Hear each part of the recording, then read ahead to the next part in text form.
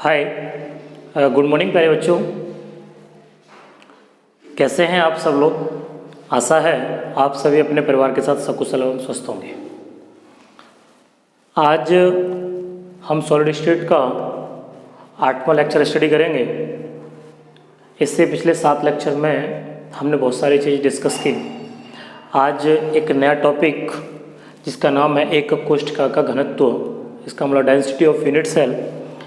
अब बात आती है इसमें, जैसे मेरे पास ये एक कोई लकड़ी है।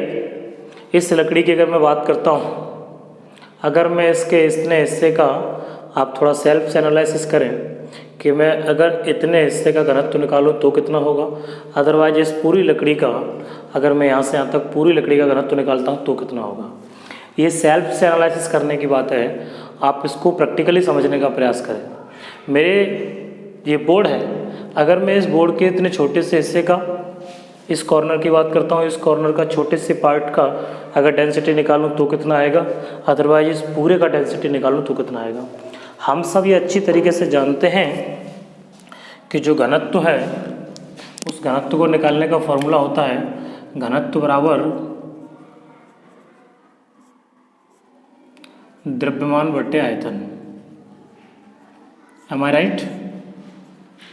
आप सभी मेरी बात से सहमत होंगे कि अगर मैं डेंसिटी निकालता हूँ तो density is equal mass over volume. इस तरीके से हम घनत्व निकालते हैं, चाहे वो किसी का भी हो। यही तरीका है। मैं एकक कोशिका की बात कर रहा हूँ, अदरवाइज मेरे पास कितनी भी बड़ी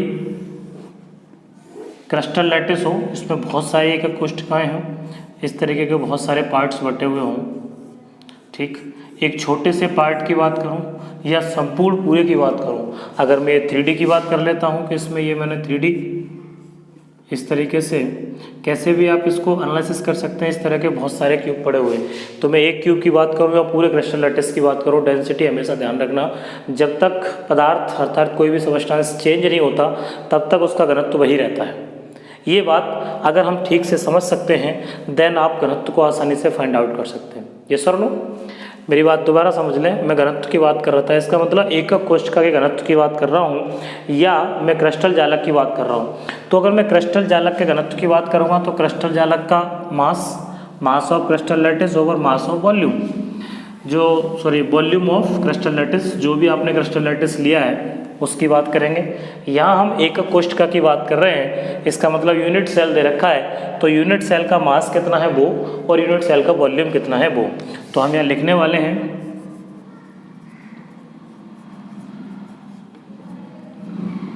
density of unit cell is equal mass of unit cell over volume of unit cell. इसका मतलब है एकक कोशिका का द्रव्यमान कितना है वो बटे एकक कोशिका का आयतन कितना है वो। अगर हम दोनों को रेशियो निकालें दोनों का तो वो डेंसिटी बन जाता है। डेंसिटी को बेटे डी और रो, अलग अलग बुक्स में आप देखेंगे कहीं डी लिखा होगा कहीं रो लिखा होगा, तो इनसे हम इन्हें डिनोट करते हैं, ठीक है। It is represented by D और रो। अब बात करेंगे, तो मैं डेंसिटी की बात कर रहा था, मास ऑफ यूनिट सेल। अब यूनिट सेल हम लोग क्योंकि 3D की बात कर रहे हैं, अब 3D में जब पढ़ेंगे तो मास उसका कैसे फाइंड आउट करने वाले। तो मास के लिए अपने को पता है, अभी अपने पैकिंग फ्रैक्शन जैसी चीज़ें पढ़ी उसमें देखा कि किसी भी यूनिट सेल की अगर हम बात करते हैं तो उस यूनिट सेल में उसके कितने एटम, मॉलिक्यूल्स या आयंस पार्टिसिपेट कर रहे हैं, उनका टोटल मास कितना है, क्योंकि यूनिट सेल में वही है, उन्हीं की वजह से मास होगा, तो उनका मास कितना है और उन्होंने कितना वॉल्यूम ऑक्यूपाई किया हुआ है, और वॉल्यूम किसका होगा, यूनिट सेल का। देन वॉल्यूम यूनिट सेल का है, और यूनिट सेल हम लोग पढ़ते हैं यहाँ पर क्यूबिकल। तो यहाँ क्योंकि अपने में जो 12th सिलेबस में है वो क्यूबिकल है, तो यहाँ सीधा क्यूब के वॉल्यूम की बात करेंगे और ऊपर मास ऑफ यूनिट सेल, तो यूनिट सेल में कितने पार्टिकल्स हैं उनकी बात करते हैं। तो देखिए, number of effective atoms in one unit cell, कि एकक कोष्ठिका में प्रभावित परमाणुओं की संख्या कितनी है। मैंने पार्टिकल्स ना लिख करके एटम्स लिख दिया, ध्यान रखना आप पार्टिकल्स लिख सकते हैं। अब जितने परमाणु हैं अगर हम उनकी संख्या निकाल लें और हमें अगर एक परमाणु का मास पता हो तो टोटल से मल्टीप्लाई कर दे, इसका मतलब उस पूरे यूनिट सेल में, पूरी एकक कोष्ठिका में जितने भी परमाणु होंगे उन सभी का टोटल मास आ जाएगा। यस और नो। जैसे दीवार है, इस दीवार में कितनी ईंटें फंसी हुई हैं, अगर सब ईंटों की संख्या पता हो और एक ईंट का मास पता हो, टोटल से मल्टीप्लाई कर देंगे, हम इस तरीके से निकाल सकते हैं। इसका मतलब इनटू, यहाँ से हम बात करेंगे मास ऑफ एक एटम की, तो एन एटम के एक एटम का मास कितना है वो, ठीक, over volume of unit cell.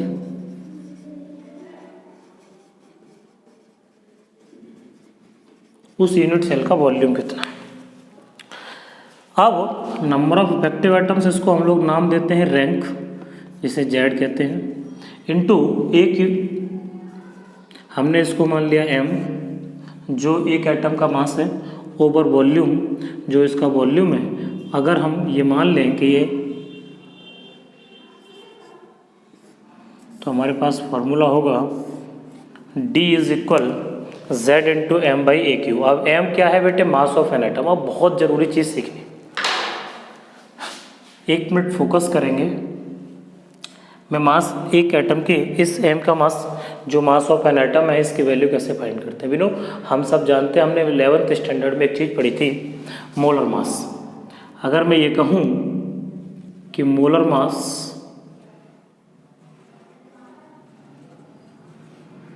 Of any particle,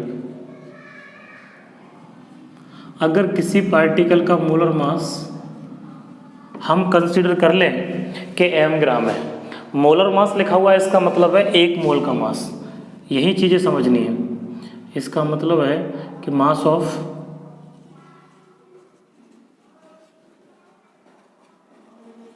1 mole particle,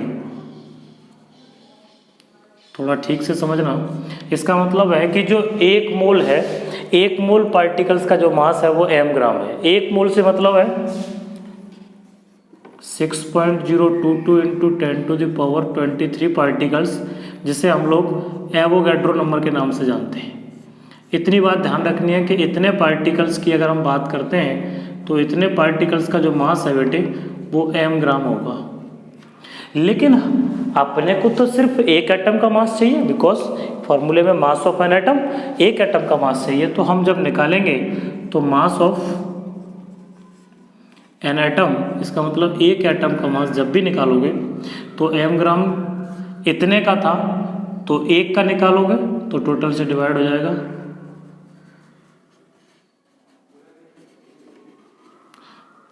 इसकी बात करते हैं तो m बाई, इस ये एवोगैड्रो नंबर है तो m बाई na ग्राम, ये बेटे एक एटम का मास है। तो हम इससे अगर एक एटम की जगह पुट कर देंगे तो यहाँ से डेंसिटी बन जाएगा कि D is equal Z into capital M by Na into A cube.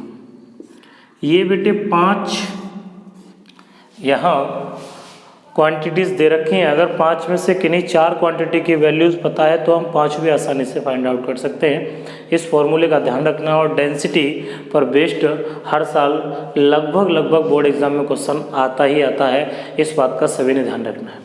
अब मैं बात कर रहा था, ये जो m है, मैंने बोला m यहाँ जो क्या है वो एक पार्टिकल का मास है, ठीक है। अब जब एटम दे रखा होगा तब इस m को व्हेन, अगर पार्टिकल एटम की फॉर्म में दे रखा है, ठीक है, इफ पार्टिकल लाइक एज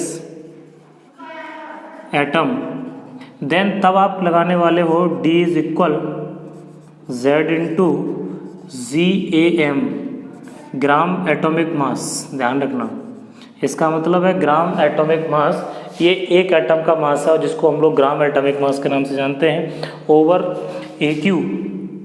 फॉर्मूले में कोई चेंज नहीं किया मैंने, फॉर्मूला जैसे पहले था वैसे ही अब है, सिर्फ चीज़ों को बदल दिया है कि जब ये एटम की फॉर्म में होगा तो हम GAM लिख सकते हैं, ग्राम एटॉमिक मास, और ये मॉलिक्यूल की फॉर्म में होगा इफ़ अगर पार्टिकल किसकी फॉर्म में हो बेटे, मॉलिक्यूल का मतलब है अणु, वो परमाणु की फॉर्म में था, अगर ये परमाणु की बजाय अणु की फॉर्म में हो तो डेंसिटी बन जाएगा Z इंटू, अब यहाँ जो ग्राम AM लिखा हुआ है GAM ग्राम एटॉमिक मास, अब आप लिखेंगे ग्राम मॉलिकुलर मास GMM बटे AQ इंटू Na। इस तरीके से आप आसानी से फाइंड आउट कर सकते हैं। यूनिट डिपेंड करेगी इस बात पर कि इसमें क्या दे रखा है, लाइक Z रैंक है, कोई यूनिट नहीं, M मास है, ग्राम वॉल्यूम अगर सेंटीमीटर में दे रखा है तो इसकी जो यूनिट आएगी वो आएगी ग्राम पर सेंटीमीटर क्यूब या ग्राम पर ml या किलोग्राम पर मीटर क्यूब, जैसे यूनिट दे रखी होगी उसके हिसाब से हम डेंसिटी आसानी से फाइंड आउट कर सकते हैं। That's very important topic. अब हम बात करते हैं किसी एक न्यूमेरिकल को ले लेते हैं, किसी भी इस पर बेस्ड एक न्यूमेरिकल कर लेते हैं।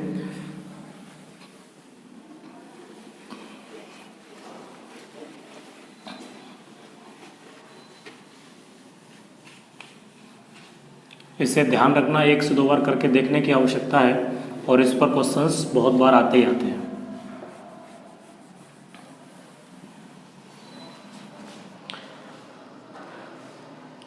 देखिए NCERT बुक्स का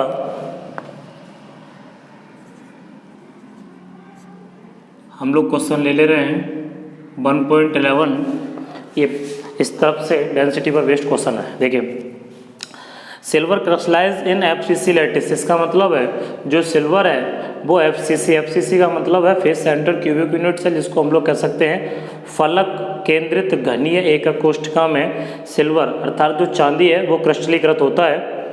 if edge length of the cell is 4.07 into 10⁻⁸ centimetre. Edge length का मतलब उसकी कोर जो भुजा थी, भुजा की लंबाई जिसको मैं A नाम दे रहा था, वो एज लेंथ दे रखी है 4.07 इंटू 10⁻⁸ सेंटीमीटर। सबने ध्यान रखना, जो चीज़ दे रखी होती है उसको लिख लेते हैं। एंड डेंसिटी 10.5 ग्राम पर सेंटीमीटर क्यूब। डेंसिटी D का मतलब D या रो कुछ भी लिख सकते हैं, ठीक है। D रो की वैल्यू दे रखी है 10.5 ग्राम पर सेंटीमीटर क्यूब। आगे कह रहा है calculate the atomic mass of silver. अब वो कह रहा है कि सिल्वर का एटॉमिक मास निकालना है, इसका मतलब हमें GAM या M कह सकते हैं, इसकी वैल्यू फाइंड करनी है।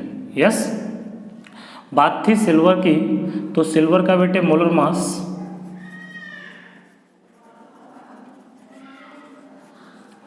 ऑफ सिल्वर वैसे दे रखा होगा, इस क्वेश्चन में दिया नहीं है। अच्छा सॉरी, मोलर मास पूछा है, सॉरी मैं ये मोलर मास पूछा है, मेरे दिमाग से तो GAM निकालना। अब अपने को क्या करना है, वो ये कह रहा है कि FCC में जो सिल्वर है वो FCC में क्रिस्टलाइज होता है। बिनो, अब FCC से मतलब समझना है कि face centre cubic unit cell, इसका मतलब जो इसके अवयवी कण है, फलक केंद्रित घनीय एकक कोष्ठका का मतलब है इसके अवयवी कण उस एकक कोष्ठका के प्रत्येक कोने पर तथा प्रत्येक फलक के केंद्र में प्रेजेंट होते हैं। तो हमें जो Z है, रैंक जिसको कहते हैं, उसकी वैल्यू निकालनी है। तो वो प्रत्येक कॉर्नर पर eight every corners plus at every face centre, इसका मतलब है फलक के केंद्र पर प्रेजेंट है। कॉर्नर होते हैं बेटे 8, कंट्रीब्यूशन 1/8 प्लस एवरी फेस 6 होते हैं, कंट्रीब्यूशन 1/2। तो 3 और 1 4, तो जो Z की वैल्यू है बेटे वो आ गई 4।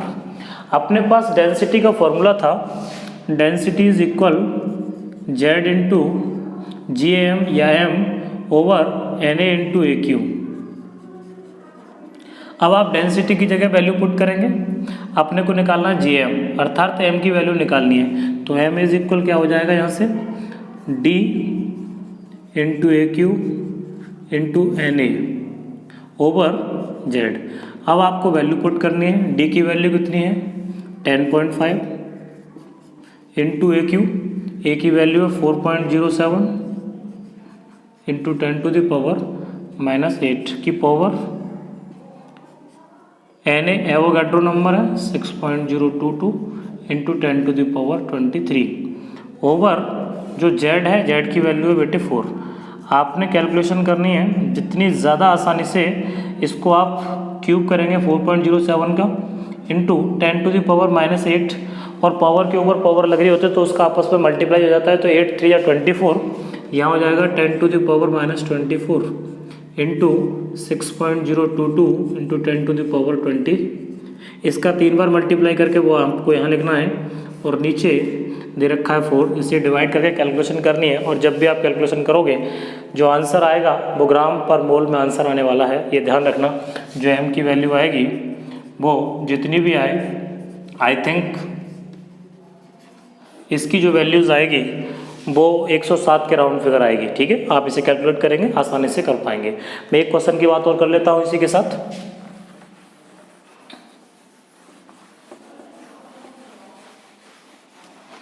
डेंसिटी पर बेस्ड जितने भी क्वेश्चंस हैं, आप उन क्वेश्चंस को एनसीईआरटी बुक से सॉल्व करें।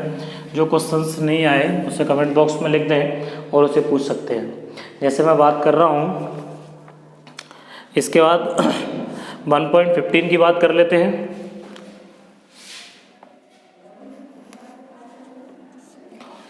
इसमें कह रहा है copper crystallise into a FCC lattice.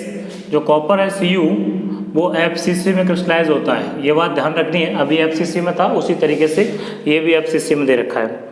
आगे कह रहा है with edge length of 3.61 into 10⁻⁻8 metre centimetre. Edge length का मतलब ये दे रखा है 3.61 इंटू 10⁻⁻8 सेंटीमीटर, ये इसकी एज लेंथ दे रखी है।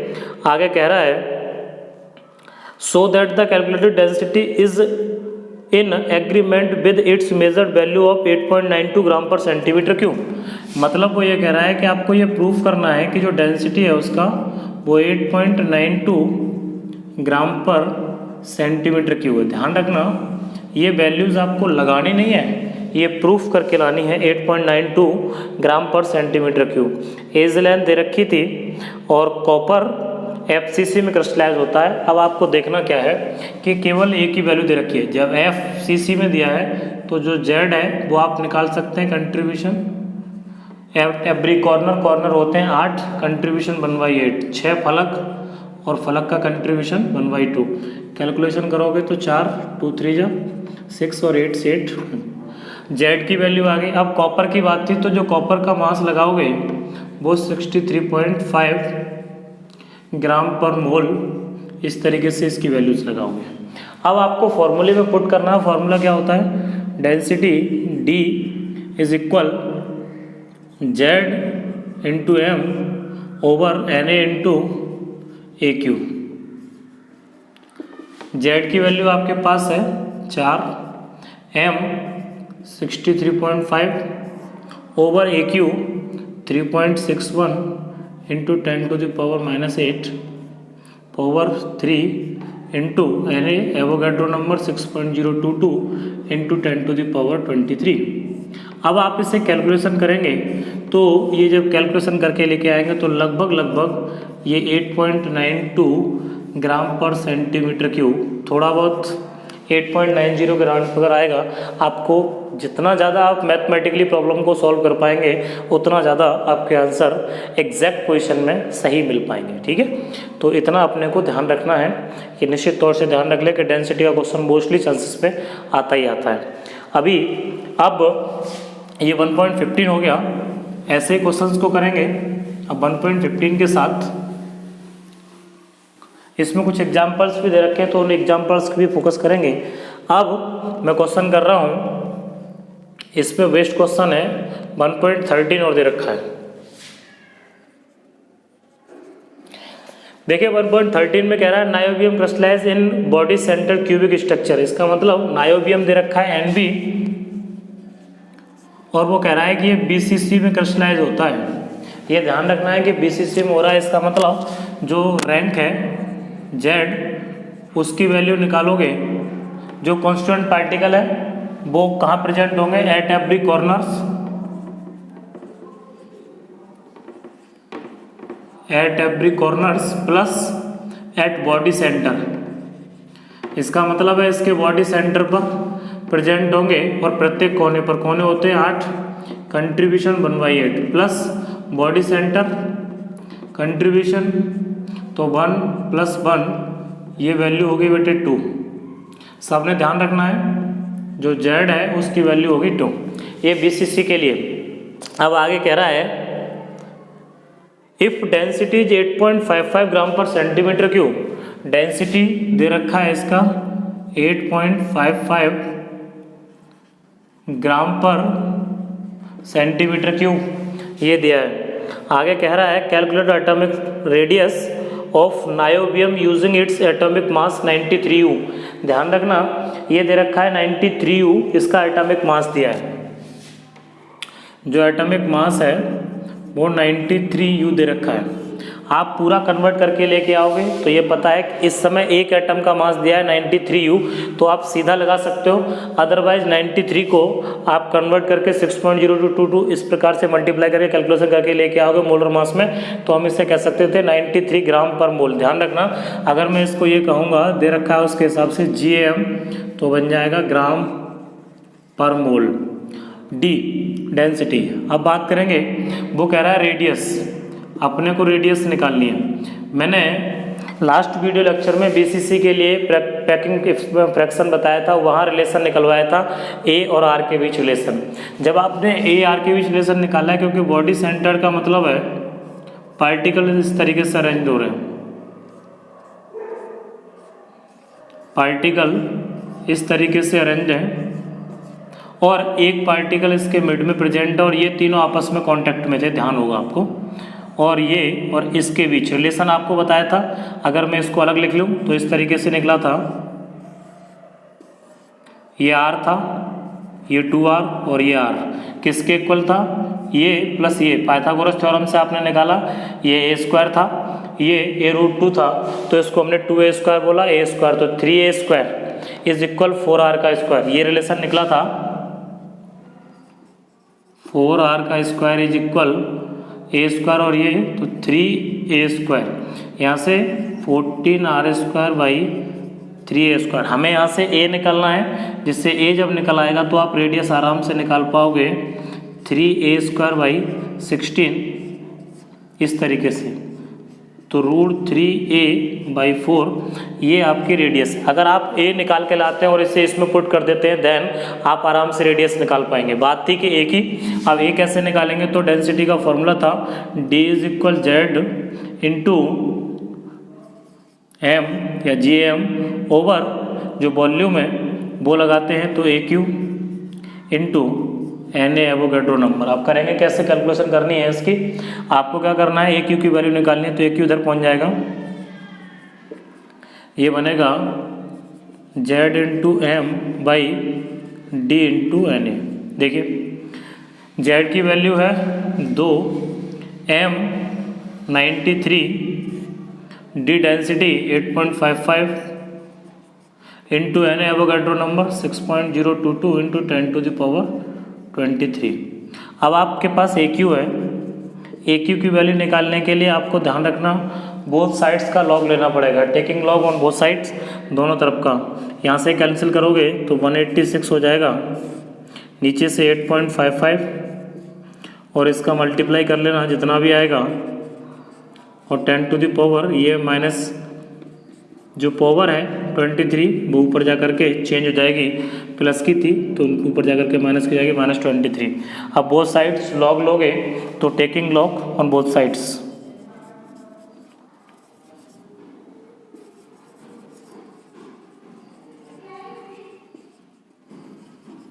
जब बोथ साइड से लॉग लोगे तो पावर आगे जाती है, तो ये बन जाएगा जो आपको 9th स्टैंडर्ड में आपने फॉर्मूले पढ़े होंगे, तो 3 log A इज इक्वल यहाँ से हो जाएगा 186। भाई जितना भी कैलकुलेशन करके आप इसकी वैल्यूज़ निकाल पाएंगे, तब आप फिर 3 से डिवाइड करेंगे, फिर एंटी लॉग लेंगे, एंटी लॉग लेने के बाद लास्ट में जाकर के A की वैल्यू आएगी, जो A की वैल्यू आ जाए वो इसमें पुट कर देना, आपके पास रेडियस जाएगी। ध्यान रखना अब ये जितनी भी चीज़ें सॉल्व करने के लिए रह गई हैं वो न्यूमेरिकली हैं, अर्थात अरिथमेटिक प्रॉब्लम जो जितनी ज़्यादा आसानी से सॉल्व कर पाता है उसके आंसर एग्जैक्ट सही आ पाते हैं। ध्यान रखना ये क्वेश्चंस इंपॉर्टेंट हैं, कुछ एग्जांपल्स हैं डेंसिटी पर बेस्ड, उन एग्जांपल्स को सारे को कर लें।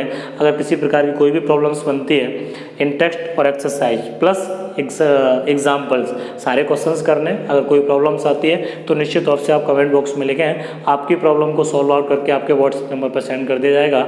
आप साथ में अपना व्हाट्सएप नंबर जरूर लिखें। Thank you. बात करते हैं अब, क्योंकि हम लोग इससे नेक्स्ट लेक्चर में पढ़ेंगे कि डिफेक्ट्स क्या क्या होते हैं। जो हमने सॉलिड्स पढ़े क्रिस्टलाइन सॉलिड जितने थे, उन क्रिस्टलाइन सॉलिड्स के जो टाइप्स रहे थे, कई टाइप्स थे, तो उन टाइप्स में कुछ इरेगुलरिटीज़ फॉर्म हो जाती हैं और उन इरेगुलरिटी के बेस पर या उन इरेगुलरिटीज़ को या कह सकते हैं जो अनियमितताएं बन जाती हैं, क्रिस्टल जो लैटिस होते हैं अर्थात जो क्रिस्टल जालक होते हैं उनमें कुछ कमियां आ जाती हैं और उन कमियों को ही हम दोष कहते हैं या अपूर्णता कह सकते हैं, इम्परफेक्शंस कह सकते हैं या डिफेक्ट कह सकते हैं, और जिसके बारे में हम नेक्स्ट वीडियो लेक्चर में स्टडी करेंगे कि डिफेक्ट्स क्या होते हैं, कितने टाइप्स के होते हैं। तो एक लेक्चर में तो शायद मे भी हो नहीं पाएगा, तो मिनिमम 2 लेक्चर हम लोग उस पर बेस्ड बनाएंगे। Thank you. नेक्स्ट लेक्चर में मिलेंगे।